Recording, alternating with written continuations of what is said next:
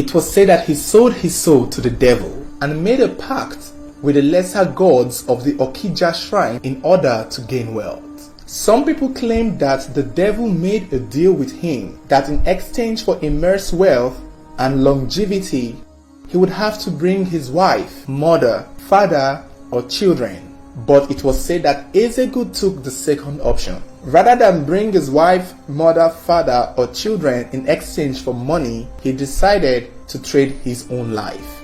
Abundant wealth was what he got, but long life was something that had to be compromised. That is, in exchange for wealth, he would have to die young, which may have been the reason he died mysteriously on the same day as his birthday, the 25th of December 1999, under a very unusual circumstances at just the age of 36. This is a controversial story of popular billionaire Victor Okafor, popularly known as EZEGO of IHIALA.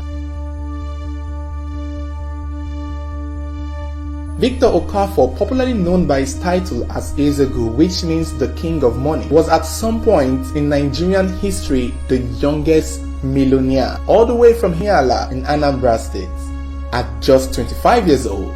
This was during the late 80s all through the 90s. It was said that Victor started off as an armed robber but got in trouble with the law several times, which prompted his father to kick him out of his house, and then he eventually traveled to his grandmother's village in Umuduru. But things were hard in Umuduru and suddenly he decided to move to Lagos. Now, just barely 1 year in Lagos, this young man became a millionaire from nowhere, which got everyone questioning his wealth, like how? How did this school dropout and former armed robber become a millionaire out of nowhere?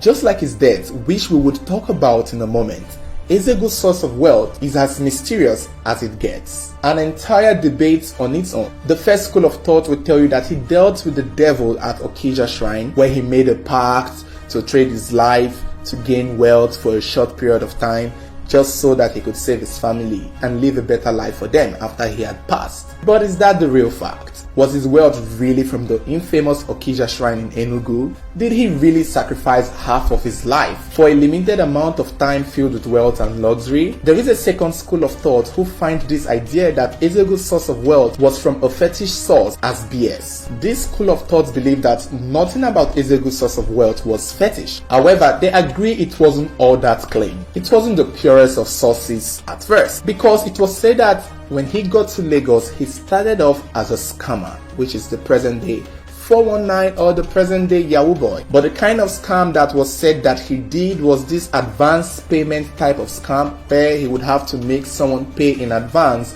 for something that he had probably shown them to buy, and from then he'll most likely take the money. That type of scam is the type you play with people who want to buy properties, lands, houses, cars. You make them pay in advance after showing them the product, and from there you just, take the money and they don't get to see anything. So those were the kind of scam that was said that EZEGO played on people when he went to Lagos, which gave him a lot of money.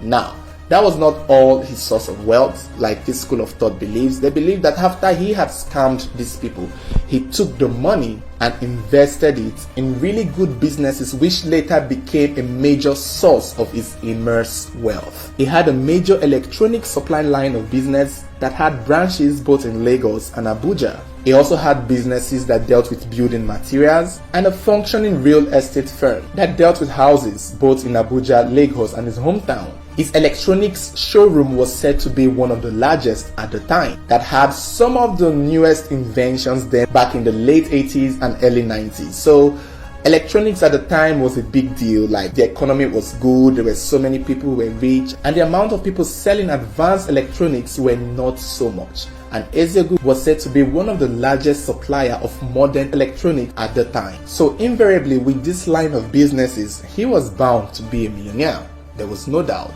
Although it was very reasonable for people to question the equivalent of his wealth to that of his businesses, the caliber of properties that EZEGO owned, the caliber of houses that this man built across the country was so intensive and impressive that people were like, is this man really getting his money from just selling electronics in Lagos and Abuja? This man bought cars, fleets of cars. He was a lover of cars, and he bought them in dollars and kept them in his garage. He had numerous cars in his hometown in IHIALA. He had tons of other cars back in Lagos, where he lived with his family at the time. And as if those cars were not enough, the caliber of houses this man built across the country and even outside the country was something that made people's mouths drop. In one particular house, it was said he built it mostly out of glass, bulletproof glass to be specific. Now, keep in mind this was the 90s and 80s in Nigeria, so it's like, where do you find a house made out of bulletproof glass all through? This man was clearly ahead of his time, and the installation of these glasses cost millions in dollars, and it was said that it was even foreigners who came all the way from their home country to Anambra State in IHIALA to fix these glasses in his house. EZEGO was addressed as a millionaire, but there was a very high chance that this man was a billionaire.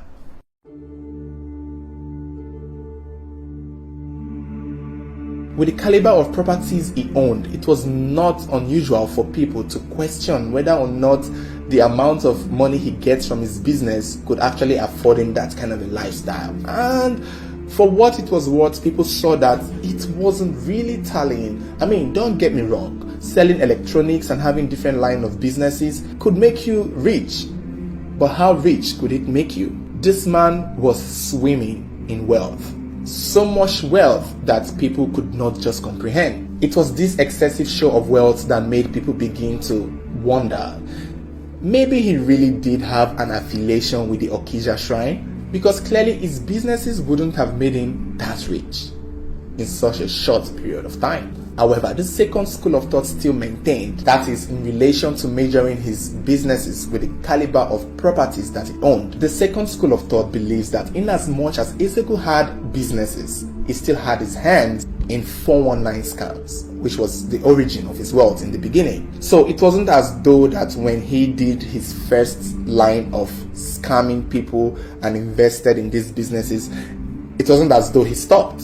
So the second school of thoughts were of the opinion that he may have continued scamming people despite having lines of businesses, which may have resulted in the immense wealth and caliber of properties that this man was able to afford at the time. And personally, it kind of made sense, because currently when we see present day Yahoo boys, they tend to max their source of wealth, which is the Yahoo, with other forms of activity that they do to claim that that is where they get their source of money. So maybe EZEGO's businesses were just there to hide the fact that he was also a scammer or a 419. I mean, it's more convenient to believe it than to believe that he went to a shrine to sell half of his life for immense wealth. I mean, if that was very possible, I think many people would have probably done it. Or maybe many people did it and he just did it differently. However, the problem with the second school of thought that believe that EZEGO's source of wealth is genuine, although illegal, and not related to some fetish shrine from Enugu, is the sudden death of this man himself. I mean, it's one thing to question his wealth, it's one thing to make meaning out of it, it's one thing to explain it and say, yeah, it's not from a fetish source, it's from a real genuine source but illegal source still. But it's another thing for the controversy surrounding his death to just happen all of a sudden, and people are like, wow, okay, how do this second school of thought explain this? Because the way EZEGO died was so mysterious and unusual and suspicious that made people begin to really see it, that this man's source of wealth might have not really been the purest. In fact, his death made it all make sense.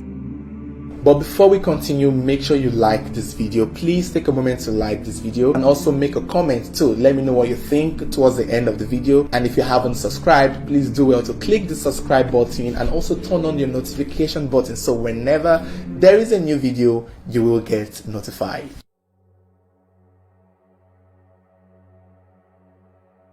Before his death, he was known to always visit his hometown in IHIALA in Anambra State every Christmas to his people, and it was said that his people always looked forward to seeing him every Christmas. In fact, they held a carnival expecting his return. So whenever he lands in the village, you will see a lot of masquerades, children, women, men, singing and dancing behind his vehicle as he sprays money into the air. This was the culture of EZEGO every Christmas in his hometown. And it was also said that he would usually take a plane from Lagos to Enugu. And from Enugu, his convoy, about 6 to 7 cars already parked in his compound in Anambra State, would be waiting for him at the airport to drive him and his family all the way to his house. So that was his usual nature. He would get to Lagos airport, take to Enugu, and from Enugu, fleet of cars waiting for him to arrive, and they all drive all the way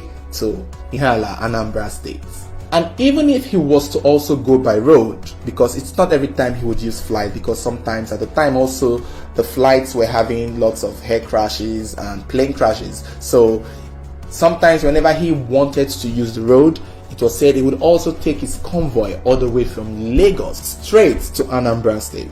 But he would be driven by his personal driver while he sat at the back seat with his family enjoying the ride. However, on the 23rd of December 1999, the day he was set to prepare for his journey to his hometown for another year of the Christmas holiday, it was said that he first visited Fela's shrine in Lagos in hopes and prayers that his journey would go well. Now, it's important to understand that Fela's shrine was not exactly a fetish kind of shrine. It was just a name given to a musical club that was, modeled after the lifestyle or the style of music popular Nigerian singer Fela Kuti sang. So the Fela shrine was not exactly a fetish native doctor shrine where they kill goats and do blood sacrifices. It was just a place people called Fela shrine. People go there to drink, eat, listen to live bands, and it is dedicated to the late Fela, and so that is why they call it the Fela shrine. So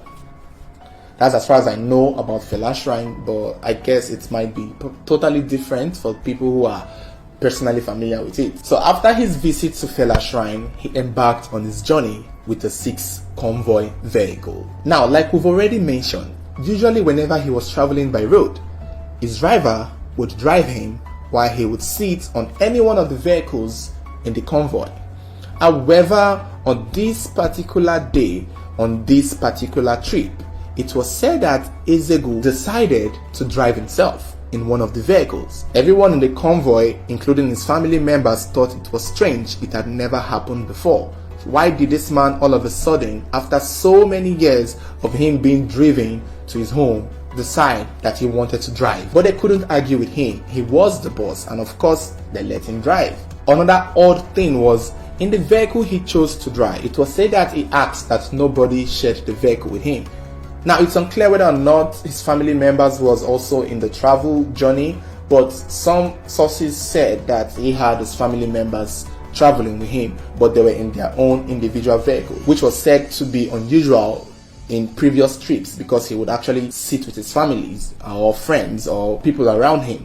But on this day, it was said that he said he was going to drive by himself and that nobody else would be in the vehicle, the one that he was occupying, with him, which again was odd, but who was going to argue with him? He was the boss, wasn't he? And so the journey began with him in his Cherokee Jeep. But then somewhere in Ibadan Expressway, it was said that the Jeep began to malfunction, as though the engine was having an issue and as though it was overheating.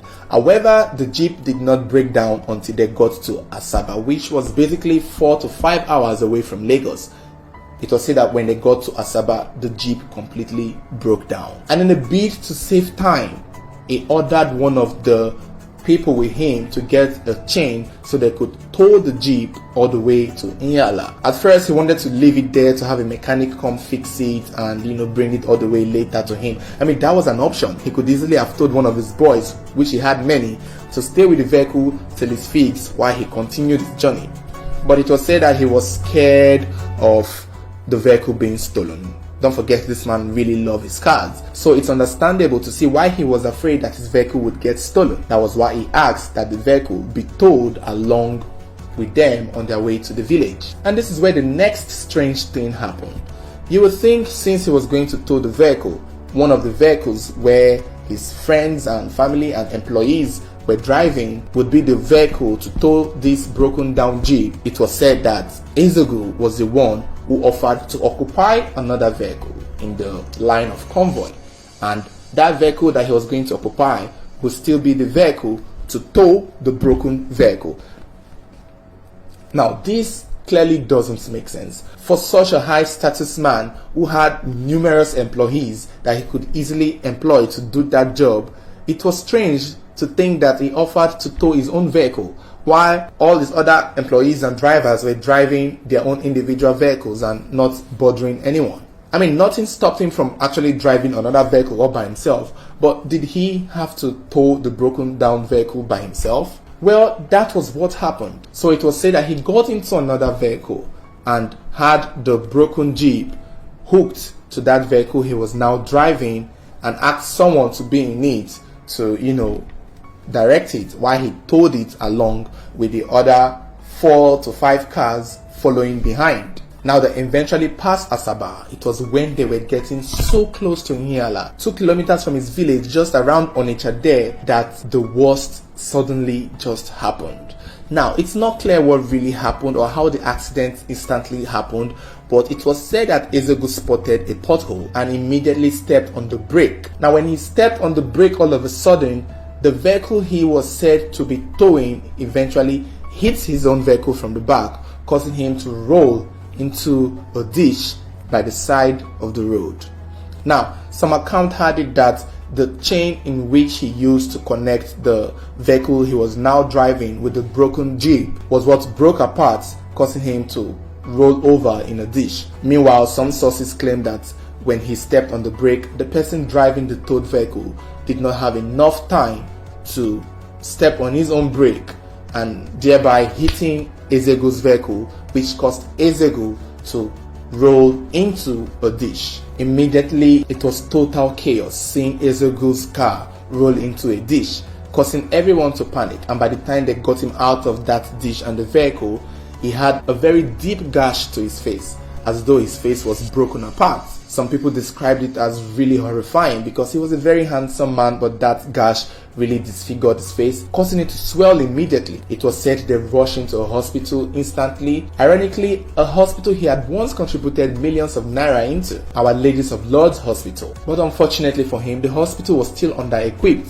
and his family members decided that they'd take him to Port Harcourt to get adequate treatment. So this is where the story began to get really hazy. Some account had it that it was on his way to Port Harcourt that he eventually passed on along the road, while some said he got to Port Harcourt and was offered to be transferred to Lagos, and that it was on his way to Lagos that he died. However, the day of his death would be recorded to be the 26th of December 1999. Now, EZEGO's sudden behavior the day he died was what caused the speculation, or was what worsened the fire that was already burning regarding the source of his wealth. I mean, if people kept making excuses that his wealth had no fetish connection, why was all these things happening? Why did he suddenly decide to drive his car by himself? Why did his car break down and he decided to tow it himself, knowing that he had too many people he could employ? He had so many people he could pay to do that job for him. People began to suspect that maybe he knew he was going to die, maybe he saw it coming and didn't want anyone else to be involved, and that was why he chose not to let any of his family members join him in the vehicle. Almost similar to the claim that when he was asked to bring his wife, mother, father, or children in exchange for wealth and long life, he chose to give himself instead. I mean, this was clear that EZEGO might have really valued and loved his family. That is, if it's true that his wealth was affiliated with the Okija shrine, then clearly this man must have really loved his family. However, it actually only got worse from his death, which is making it difficult for the second school of thought, who believes that his wealth and every fetish thing around him was just a coincidence, to even make a point. Because even after his death, he would think every other thing would rest. However, his death was the beginning of another set of crises, which unraveled another side of the controversy that left many people certain for a fact that this man's source of wealth was definitely powered by the prowess of the infamous Okija shrine. Or was it not?